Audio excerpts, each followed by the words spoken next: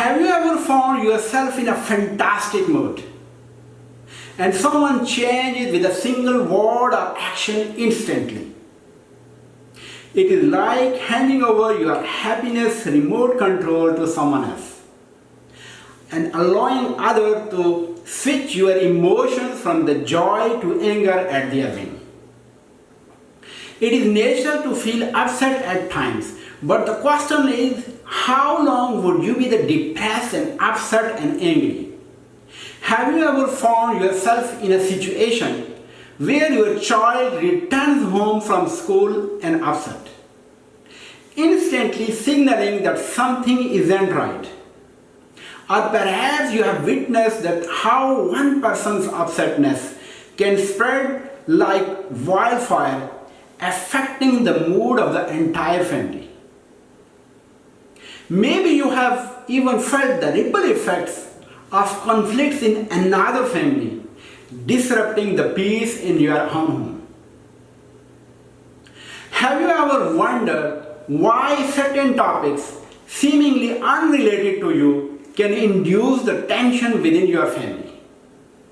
Have you ever paused to consider the root causes of such situations and explore the potential solutions to avoid them? Have you ever asked yourself, how long I will be in this situation? It is common to be upset, but how long we stay in that situation, that makes the difference. Some individuals quickly bounce back, while others remain stuck in that upset state for hours and days and months and years.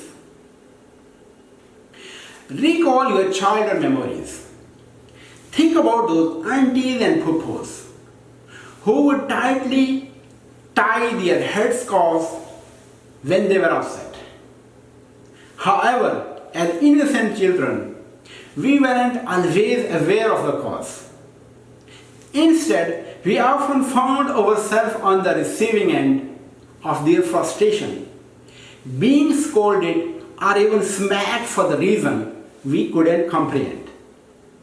Reflect on the events like family functions or weddings, when such characters seize the opportunity to soar the atmosphere of the occasion.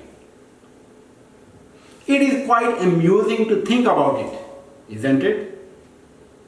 But the truth is, even today we might encounter people who are upset or angry for no apparent reason. Have you ever wondered if you are one of them? That is what I call the mental roadblock. So what we can do about this? How can we deal with such people? And how can we prevent ourselves to be upset for prolonged hours? If you realize that your anger is overwhelming you and causing you to lose control, make these tips a part of your life. Imagine happiness in your one hand and the anger in other hand. You have the power to choose which one to hold on to. Train yourself to choose the happiness because the choice is within your control. Avoid arguments and debates.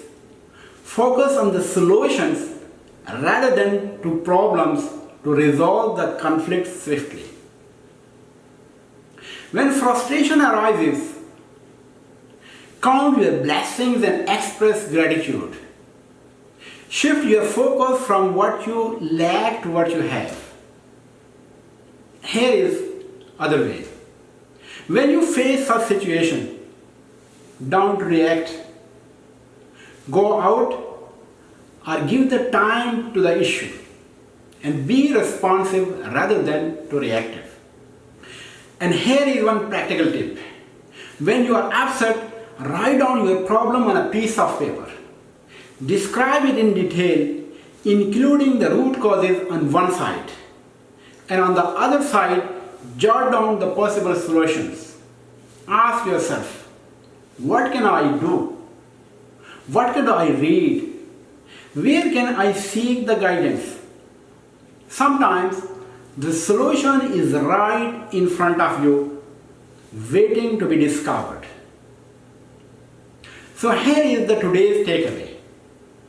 Don't let the external factors dictate your internal state.